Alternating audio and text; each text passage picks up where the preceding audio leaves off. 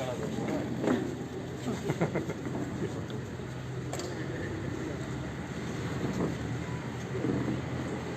पिछले 4-5 दिन से लगातार पूरे देश में शांति कैसे शांति परेशानियों से गुजरा। आरती के सामने क्या क्या दिक्कत और कठिनाई है, सब चीज़ों को बहुत बारीकी के साथ देखा। मैंने अपनी तरफ से मुख्यमंत्री को एक सुझाव दिया। हमारी एक ये जब कोरोना की महामारी जब हमारे देश की रुक किया तो उस वक्त मुख्यमंत्री ने एक सारे विपक्ष के लोगों को साथ लेकर के कमेटी बनाई। इसके मुखिया खुद मुख्यमंत्री हैं और उसमें केंद्र के 2-3 मंत्री भी हैं, 2-3 हरियाणा सरकार के मिनिस्टर चौधरी भूपेंद्र सिंह हुड्डा और मैं भी। हमें मैसेज किया गया कि हमने एक कमेटी बनानी जिसमें पूरे प्रदेश में इस महामारी से कैसे निपटा जाए, इसके लिए हम सबको आपस में सारी बातें साझी करनी चाहिए।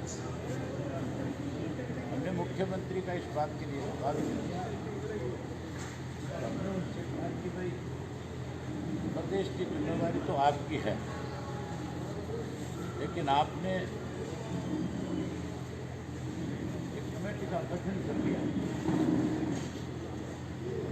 तो आप जो भी निर्णय लेने जा रहे हो या जो निर्णय लेना चाहते हो उसके लिए हमारे से कोई बात साझा करना चाहते हो तो हम अपनी तरफ से आपको 100% अच्छे सुझाव देंगे। और इस संकट की घड़ी में हम कहीं कोई राजनीति नहीं करें। राजनीति करने की बजाय प्रदेश इसके लिए हमारी जो बात समझ में आएगी हम आपके सामने रखेंगे। अगर हमारे सुझाव आपको ठीक लगे आप उनको मान लेना, और आपको लगे कि कोई और निर्णय करने तो भी हम आपके साथ, चाहे आप इस कोरोना की महामारी को शक्ति के साथ निपटो, चाहे आप इस महामारी से निपटने के लिए केंद्र की सरकार की तरफ से जो कोई भी निर्णय आपके सामने है उनको लागू करो।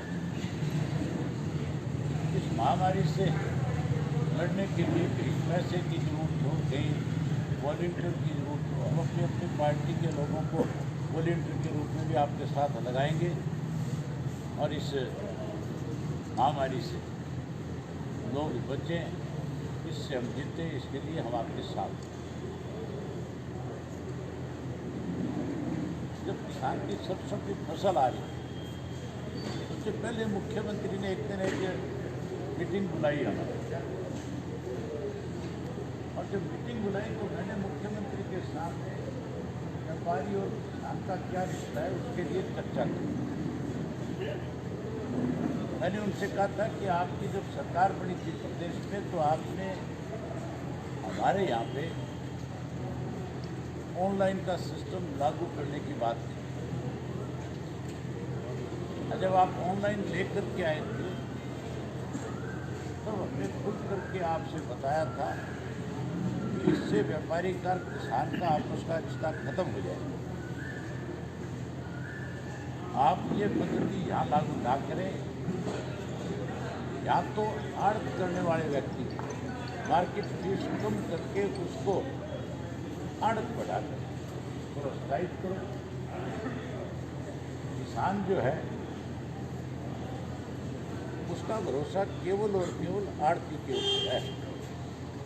आड़ती ही उसका ATM है एक तरह से।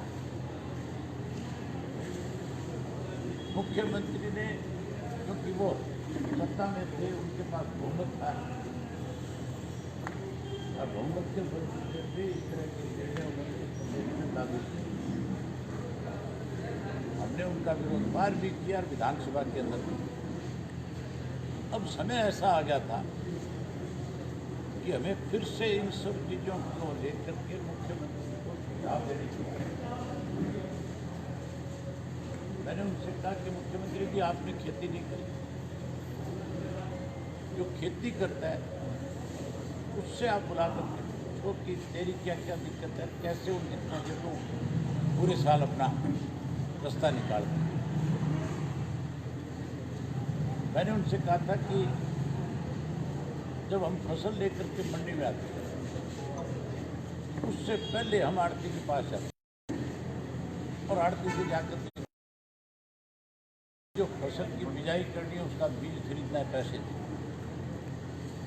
हम उसके पास जाते हैं कि खाद लेनी है, उसके पैसे दें। हम उसके पास जाते हैं घर में किसी बच्चे की शादी करनी है तो पैसे दें। घर में कोई हारी बीमारी हो जाए तो आधी रात को जाकर के उसका दरवाज़ा खटखटा के उसको कहते हैं कि भाई मेरे ये परेशानी आ गई, इसके लिए पैसे दें। और आड़ती जो किसान को पहले से एडवांस में पैसे दे करके रखता है। आप कहते हो कि हम किसान के खाते में पैसे दें, तो आप किसान के खाते में पैसे भेजने से पहले उसने बैंक से जो कुछ कर्जा ले रखा अब तो पहले उसको लेने का काम करें। ना किसान को पैसा मिलता, ना काटते किसान का समझ है। मैंने कहा कि वो निर्णय तो आपने ले रखा है, लेकिन आज की जो दिक्कत है उसके लिए सबसे बड़ी जरूरत है कि आप ये जिम्मेवारी केवल और केवल आड़ती की लगाओ। आड़ती पुरानी पद्धति के अनुसार किसान की फसल को खरीदने का काम। मैंने उनसे कहा कि आपने हमें ये कहा है कि हमें एक एक दाना सरसों का, चने का, गेहूं का खरीदने का काम करें। अगर हमने एक एक दाना ही लेना है तो फिर अब की बार ना तो पंजाब से आ सकती, ना राजस्थान से आ सकती, ना दिल्ली से आ सकती, ना यूपी से आ सकती। हमारी 4 स्टेट ऐसी है जो हमारे बिल्कुल साथ रहती है, वहाँ से गेहूँ की फसल आती है क्योंकि बॉर्डर सील है। तो प्रदेश के आड़तीय से आप सीधा खुल करके कहो कि जो जमींदार तेरे साथ जुड़ा हुआ है तो उसकी सरसों भी खरीद दो, उसकी गेहूँ भी खरीद दो, उसका चना भी खरीद दो। सरकार तुझे पैसा देगी, तू आगे आड़ती को उसको किसान को पैसा दे। तो उससे 2-3 चीज़ों का बड़ा बचाव होगा। एक तो ये जो सोशल डिस्टेंसिंग जो हमने बना रखा है, जो डिस्टेंस बनाने की बात है, पहले तो ऐसा समय था कि किसान अपनी फसल पहले दिन आकर के आड़ती से पूछ के जाता था और अगले दिन जाकर के डालता था, क्योंकि टेलीफोन का साधन नहीं था। बस में चढ़ करके आते थे, पूछ के जाकर के अगले दिन गेहूँ जाकर के डालते थे, चना डालते थे। अब तो हर एक के पास टेलीफोन है। अब कोई किसान ऐसा नहीं है जिसका कोई ना कोई आड़ती के साथ संबंध है। अब तो केवल उसके जिम्मे आप लगा दो, वो अपने आप ही जिस किसी की सरसों उसको टेलीफोन पे खरीद देगा। जहाँ उस फसल को खरीदेगा वो ही उसको स्टोर भी करवा देगा, और स्टोर के बाद जब आपके गोदाम में ले जाने की बात होगी तो फिर ठेकेदारों की जरूरत नहीं पड़ेगी। फिर उस किसान का ट्रैक्टर जो उस गोदाम तक छोड़ के जाए उसको किराया दे दे, उसका किराया फिक्स कर दे, तो सारी समस्याओं का समाधान हो जाएगा। मुख्यमंत्री ने हमारे सुझाव को मानने के बजाय इस बात पे चिंता करने की बजाय अगली चिंता जाहिर करते कहने लगा कि प्रदेश के अंदर आज की तारीख 3,500 करोड़ रुपए का राजस्व प्राप्त नहीं होता। और सबसे पहले नाम लिया उसने कि जो दारू के ठेकों से 1,000 करोड़ रुपये महीने का, तो इसलिए हमें शराब के ठेके खोलने चाहिए। मैंने कहा कि आपको चिंता किसान की नहीं, आड़ती की नहीं, मजदूर की नहीं, आपको चिंता दारू की, क्योंकि आपने कभी हमने जब ये सारी बातें की उस दिन के बाद आज 10 दिन हो गए, मुख्यमंत्री ने दोबारा मीटिंग नहीं बुलाई। उसको पता है कि अगर तो मीटिंग बुला लेगा तो 100% इनके सवालों का तुझे सामना करना पड़ेगा। तेरे पास इस बात का जवाब नहीं होगा। उससे कहीं ना कहीं तेरी अधिकारियों के सामने फजीती होगी। इसलिए मैंने मजबूर होकर के मंडियों के कार्यक्रम लाए। मैं केवल आपकी समस्या सुनने नहीं आया, क्योंकि मैं आड़ती भी हूँ, जिम्मेदार भी हूँ, मुझे दोनों चीज़ों की पूरी जानकारी है। लेकिन मैं तो आज आपके पास इसलिए आया हूँ कि आप किसान के सबसे ज़्यादा बड़े मददगार हैं।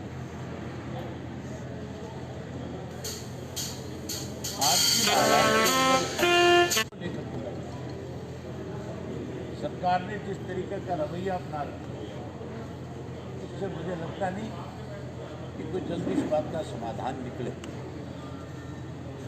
लेकिन आपसे एक रिक्वेस्ट करने आया हूँ कि आपको खड़ा है वो कमज़ोर ना पड़ जाए। इसलिए उस किसान की मदद जैसे पहले आपने करी है उसी तरह से उसकी मदद करना। जहाँ कोरोना से लड़ने का काम करें, चाहे कोरोना से जीतने का काम करें, वहीं 100% सरकार के इस गलत निर्णय को बदलाने का काम भी करें। मैं मुख्यमंत्री से आज ही बात करूँगा, सारी मंडियों में जाकर ना केवल बात करूँगा बल्कि उनको कहूँगा कि उनकी पुरानी पद्धति के द्वारा तो पहले थी। मैं कहूँगा पंजाब में आज अगर सारी गेहूँ आड़ती के माध्यम से ली जाती है तो हरियाणा में लेने में क्या दिक्कत है। सबसे बड़ी बात यह है कि गेहूँ की जो फसल है, चाहे वो हमारे यहाँ राजस्थान से आए, चाहे पंजाब से आए, चाहे वो हमारे यहाँ यूपी से आए, दिल्ली से आए, गेहूँ तो जितनी ज़्यादा हम खरीद करेंगे उतना ही ज़्यादा सरकार को फायदा है। केंद्र की सरकार गेहूँ की खरीद के लिए अपनी तरफ से सरकार को कमीशन देती है। हमें तो हाथ खींचने के बजाय हाथ खोलना चाहिए ताकि हमारे पास ज़्यादा पैसा है, हम इस कोरोना जैसी महामारी से लड़ सकें। बड़ी हैरानी की बात है, हमारा मुख्यमंत्री जो है हर रोज़ 5 बजे टीवी के सामने आके बैठते हैं और टीवी के सामने बैठ करके कहता है कि स्कूल में पढ़ने वाले बच्चों से भी 5-5 रुपया ले करके कोरोना के फंड में जमा कराएंगे। पढ़ने वाला बच्चा कहाँ से पैसे देगा? मैंने उनको सुझाव दिया था कि आप पुरानी पद्धति से फसल की खरीद शुरू कर दें और आड़तियों से बुला करके एसोसिएशन को बुला करके उनसे कहो कि आज इस कोरोना जैसी महामारी में आप जैसे दानदाताओं की जरूरत है। वो अंतरता से बात करेगा और जो क्विंटल खरीदेगा उसके ऊपर कोई 5 रुपया, 7 रुपया, 10 रुपया तय करेगा कि हम ये कोरोना के लिए दें। ना तो अन्नदाता इसके लिए मना करेगा, ना जो है दानदाता वो। जहाँ आज आप 5-5 रुपये के लिए भीख मांगने का काम कर रहे हो, वहीं आपके ऊपर सैकड़ों करोड़ रुपए की बारिश हो जाएगी। लेकिन जो कि वो लोग हैं जिनका आप लोगों से कभी कोई संबंध नहीं रखा, इसलिए आज की तारीख में ये सब परेशानियां हमारे सामने सरकार ने खड़ी कर रखी है। आप अपने हक के लिए आप अपने ये जो आड़त की दुकानें सरकार ने बढ़ाई, मैंने उनसे पूछा था, मैं बोला फिर अगर ऑनलाइन खरीदनी थी तो फिर दुकानें क्यों काटेंगे, मंडियाँ क्यों बनाई गई? जो मंडी में बैठा हुआ आड़ती है वो कल कहाँ जाएगा? वो कौन सा धंधा करेगा? एक दुकान जो 5-5 करोड़ की थी, आज तुम्हारी गलत पॉलिसी की वजह से उनकी कीमत जो है 50-50 लाख रुपये है। आप की सरकार के बारे में काफी ये जाता है क्योंकि सरकार है और आप उस व्यापारी को मार रहे हो जिस व्यापारी ने सबसे बड़ी मदद आपकी की। तो आज जो बात आपसे मिलने के बाद और जानकारियाँ मिली, मैं 100% आज को बड़ी मजबूती के साथ उठाऊंगा और सरकार को इस बात के लिए मजबूर करेंगे कि वो नए सिरे से फिर पुरानी पत्ती के अनुसार ही और केवल उनकी बात नहीं, हमेशा को आपके धाम के रिश्ते को क्यों कर क्यों बना करके रखें। प्रधान जी ने सारी बातें बताई कि हमने किस किस तरह से लड़ाई, अब थोड़ा और मजबूती के साथ लड़ो, एक एक साथी से मिलो और मिलकर के उसको बताओ कि हमारे पेट का स्वाद, हमारे रिश्ते का स्वाद, सरकारें आनी जानी चीज़ है। आज किसकी है, कल किसकी होगी, आने वाले समय में कौन बनेगा, सब चीज़ें हमारे रिश्तों से अलग है। इसलिए हमें सबसे पहले जो रिश्ता हमारा कायम हुआ हुआ आपस में, उस रिश्ते को और मजबूत बने, इसके लिए इस लड़ाई को मजबूती के साथ करना पड़ेगा। मैं उम्मीद करूंगा कि आप और ज़्यादा मजबूती के साथ इसको लड़ोगे। सरकार 100% आपकी बात को मानने पर मजबूर है।